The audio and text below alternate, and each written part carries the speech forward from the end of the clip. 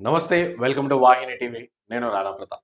రీసెంట్‌గా రేవంత్ రెడ్డి, కేసీఆర్ పైన చేసిన కామెంట్స్ చాలా హాట్ టాపిక్‌గా, చాలా దుమారంగా మారుతా ఉన్నాయి. సో, చాలా మంది కరెక్ట్ మాట్లాడిరని కొంతమంది చెప్తా ఉంటే, లేదా అట్లెట్లా మాట్లాడతావు సీఎం హోదాలో అని చెప్పేసి ఇంకొంతమంది మాట్లాడుతున్న పరిస్థితి. ఎందుకంటే కేసీఆర్ చేసిన కామెంట్స్‌ని సో, రేవంత్ రెడ్డి కౌంటర్ ఇచ్చినారు అని చెప్పేసి ఇంకొంతమంది మాట్లాడుతున్న పరిస్థితి. అంటే కేసీఆర్ మాట్లాడిన భాష కేసీఆర్, బీఆర్ఎస్ పార్టీ నాయకులు నేర్పించిన భాష, వాళ్ళు మాట్లాడే భాషని సో, రేవంత్ రెడ్డి మాట్లాడితే తప్పేం వచ్చిందని చెప్పేసి ఇంకొంతమంది మాట్లాడుతున్నారు.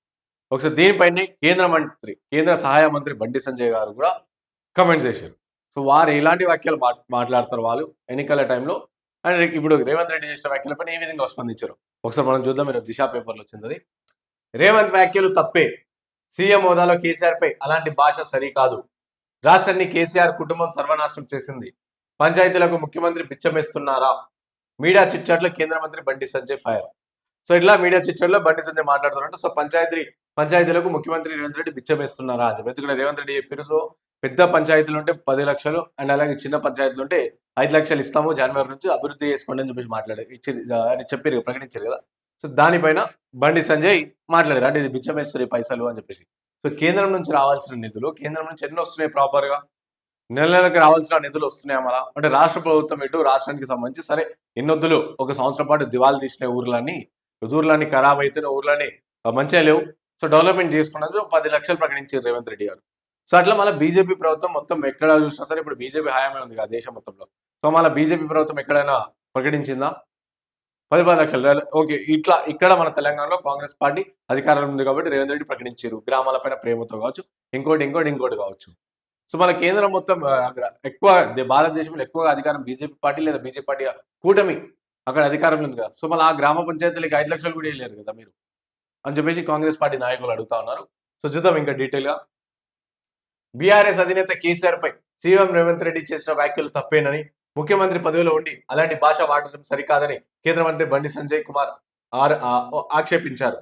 సీఎం హోదాలో హుందాగా వ్యవహరించాలని, ఇక నుంచి అలాంటి భాష వాడొద్దని హితవు పలికారు.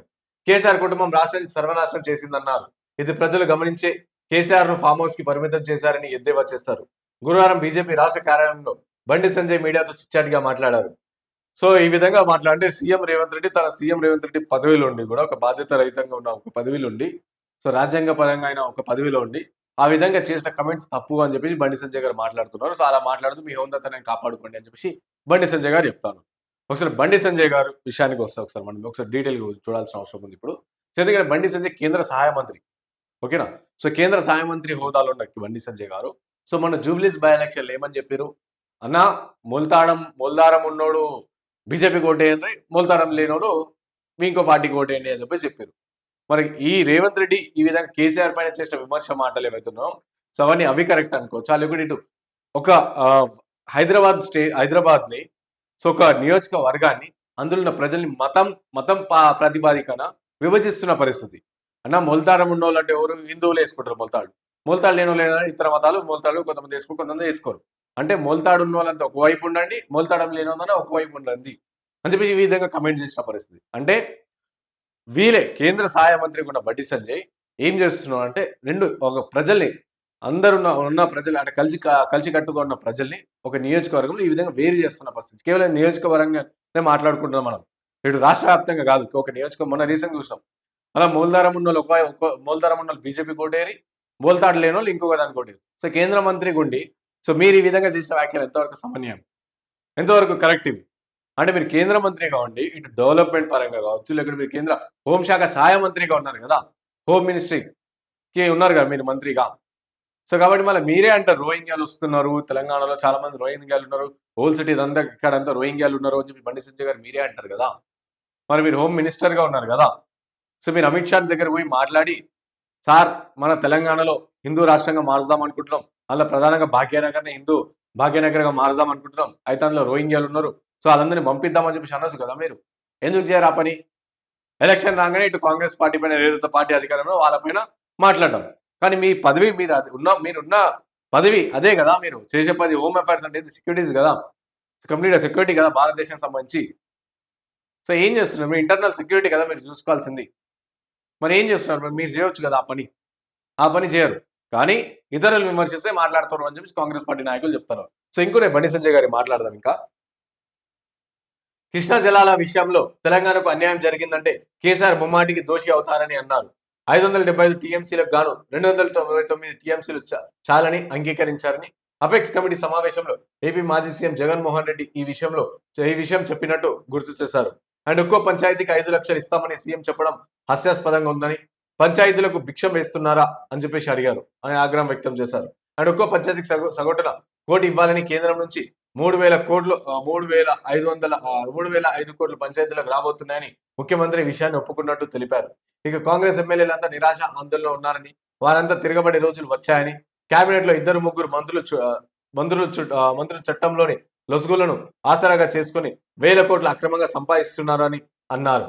సో మీరు ఇటు రాష్ట్రంలో ఉన్న ఎమ్మెల్యేలు మంత్రులందరూ కూడా చట్టాలను కొన్ని లొసుగులు ఆసరా చేసుకుని అక్రమంగా ఆస్తులు సంపాదిస్తున్నారు అని చెప్పేసి మీరే చెప్పారు బండి సంజయ్ గారు. సో మీరు కేంద్ర మంత్రిగా ఉన్నారు కదా, సో మనం మీరు ఎందుకు యాక్షన్ తీసుకోరు? వాళ్ళ పైన మీకు ఐడియా ఉంది ఎవరు చేస్తున్నారు ఏందో అని చెప్పేసి ఐడియా ఉన్నదికే కదా ఈ మాట మాట్లాడారు.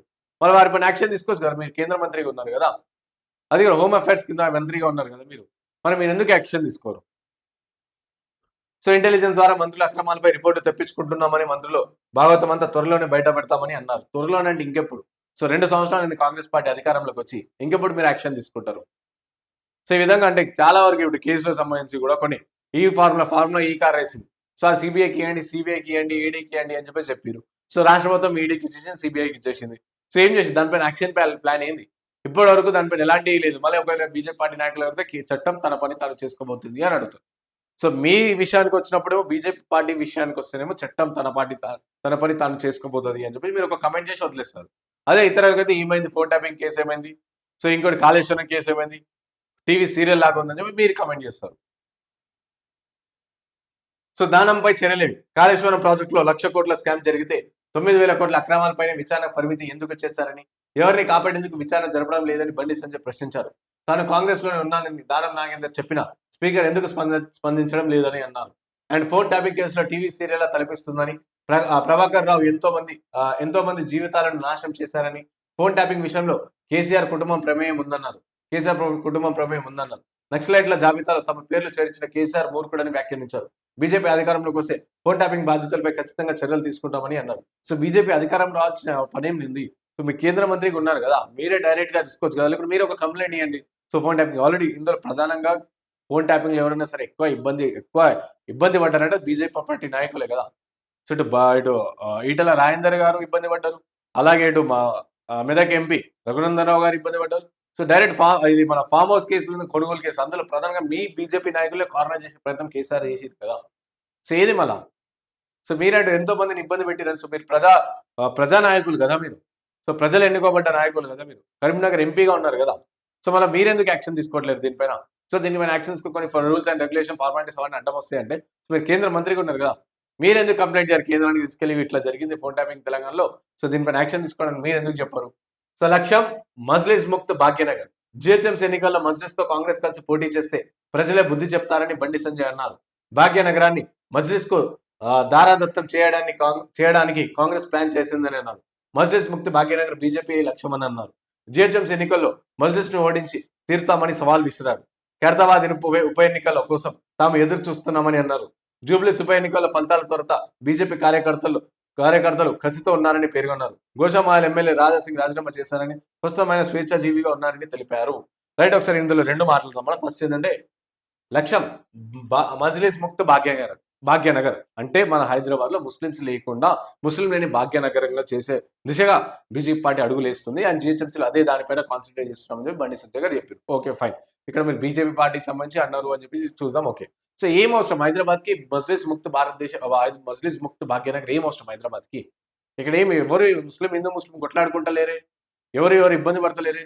మీరేమో అవసరానికి వచ్చినట్టు మీరేమో దర్గాకి వెళ్తారు, కానీ మీ బీజేపీ పార్టీ నమ్మకమైన కార్యకర్తలు కావచ్చు, బజరంగ్ దళ్ కావచ్చు, ఏబీవీపీ నాయకులు కావచ్చు, బీజేవైఎం నాయకులు కావచ్చు, ఇలాంటి వాళ్ళేమో ఎక్కడైనా సరే క్రిస్మస్ పండుగ సెలబ్రేషన్ చేస్తారేమో అక్కడ పోయి ఆ సెలబ్రేషన్ చేసే రెస్టారెంట్లను ధ్వంసం చేస్తారు.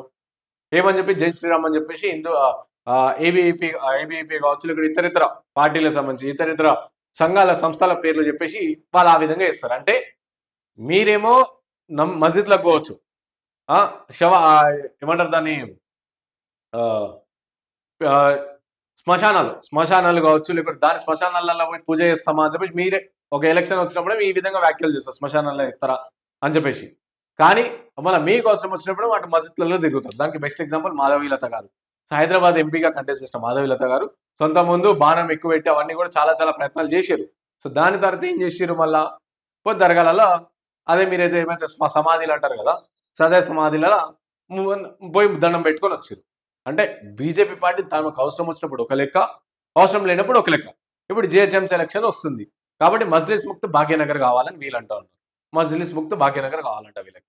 అంటే ఏం ప్రాబ్లం ఉంది? ఇటు నరేంద్ర మోదీ ఏమో అక్కడ వాళ్ళకి సంబంధించి మజ్లిస్ కి సంబంధించిన మత పెద్దలు ఎవరైతే వాళ్ళని కలుస్తారు. నిన్న క్రిస్టియన్ సంబంధించిన ఒక ప్రేయర్ లో కలిసి పోయి అక్కడ ఉన్నారు. కానీ ఇక్కడేమో క్రిస్టియన్ పండుగ సెలబ్రేట్ చేస్తున్న స్థానికులు ప్రజలేమో ప్రజల మీద దాడికి దిగుతారు. ఎంతవరకు కరెక్ట్ ఇది? అంటే మీకు అవసరం వచ్చినప్పుడేమో ఒక లెక్క ఉంటుంది, అండ్ అలాగే ప్రజల విషయానికి వచ్చినప్పుడు అది కంప్లీట్గా డిఫరెన్షియేట్ చేసేస్తారు మీరు, రైట్? సో అదో విషయం. అంటే ప్రధానంగా ఇటు చూసిన ప్రజలు కూడా ఒకసారి మీరు గమనించాలి. బీజేపీ పార్టీ సరే, బీజేపీ పార్టీ కంప్లీట్గా ఒకళ్ళు హిందువులే మొత్తం కావాలనుకుంటే మళ్ళీ నిన్న నరేంద్ర మోదీ గారు క్రిస్మస్ సెలబ్రేషన్లో ఎందుకు పోయారు? వాళ్ళు ఆ ప్రేయర్లు ఎందుకు పాల్గొన్నారు? పాల్గొనొద్దు కదా. సో ఏవైతే స్కీమ్స్ పెడతా ఉన్నారు కదా బీజేపీ పార్టీ, అంటే మజ్లిస్ ముక్త్ భాగ్యనగర్ అని చెప్పి సో హిందూ దేశంగా తెలుసుకోవాలయ్యా, మనకు ఉన్నది ఇది ఒకటే దేశం అని అంటారు కదా. సో ముస్లిం మన పథకాలు ఎందుకు ఇస్తున్నారు? ఇవ్వకండి ముస్లింస్లకు పథకాలు. మీ దాంట్లో మైనార్టీ మోర్చా అని ఒకటి ఉంటుంది కదా, అది ఎందుకు పెట్టుకున్నారు? అవసరం లేదు కదా మీకు. ముస్లింల ఓట్లు మోల్దారం ఉన్నోడు ఒకటే బీజేపీకి వెళ్ళి మొదలైన వేయకండి అని చెప్పేసి అంటారు కదా. అలాంటప్పుడు మన ముస్లింలకు పథకాలు ఎందుకు ఇస్తారు? ముస్లిం మైనార్టీ మోర్చాని ఎందుకు పెట్టుకుంటారు మీ దాంట్లో? అంటే ముస్లింలకు సంబంధించి ఒక మోర్చా ఉంది, అందులో ముస్లిం మైనార్టీ మోర్చాలో పనిచేసే వాళ్ళు నాకు తెలుసు కాబట్టి చెప్తాను. మళ్ళీ మైనార్టీ అంటే ముస్లిం ఒక్కలేనా, ఇంకా చాలా మంది మైనార్టీలు ఉన్నారని అంటారు. కానీ ముస్లింస్ సంబంధించి మైనార్టీ మోర్చా కూడా ఉంది కదా మీ దగ్గర, మరి అదెందుకు ఉంది? తీసేయచ్చు కదా. సో అట్లా ఈ విధంగా అంటే ప్రజలని అవసరం వచ్చినప్పుడు ఒక లెక్క, అవసరం లేనప్పుడు ఒక లెక్క. సో ప్రధానంగా బీజేపీ పార్టీ ఇదే కాన్సన్ట్రేట్ అర్థం చేసుకోవాలి ఒకసారి ప్రజలు కూడా. అండ్ ఖైరతాబాద్ ఉప ఎన్నిక కోసం తమ ఎదురు చూస్తున్నామని జూబ్లీస్ ఉప ఎన్నిక ఫలితాల తర్వాత బీజేపీ కార్యకర్తలు కసితో ఉన్నారు అని చెప్పి చెప్పారు. సో ఏం జరిగింది? జూబ్లీస్ బై ఎలక్షన్ లో డిపాజిట్ కూడా రాలేదు. లాస్ట్ టైం అంతకుముందు వచ్చిన ఓట్లు కూడా ఈసారి రాలేదు. ఇంకా కసిగా ఉన్నారని చెప్పి వీళ్ళు చెప్తా ఉన్న పరిస్థితి, రైట్? సో చూద్దాం ఏదేమాటికి. సో ఈ విధంగా కాంగ్రెస్ పార్టీ నాయకులు అంటారు. సో మీరు కేంద్ర మంత్రి ఉన్నప్పుడు మీరు మాట్లాడడం ఎంతవరకు కరెక్ట్? డెవలప్మెంట్ గురించి వదిలి మూలతాళ్ల గురించి మాట్లాడడం ఎంతవరకు కరెక్ట్? అండ్ అలాగే విభజించి పాలించే విధంగా మీరు ప్రయత్నాలు మతం ప్రాతిపాదికన విభజిస్తున్నారు అని చెప్పేసి ఎంతవరకు కరెక్ట్ అని చెప్పేసి ఇటు కాంగ్రెస్ పార్టీ నాయకులు చెప్తాను.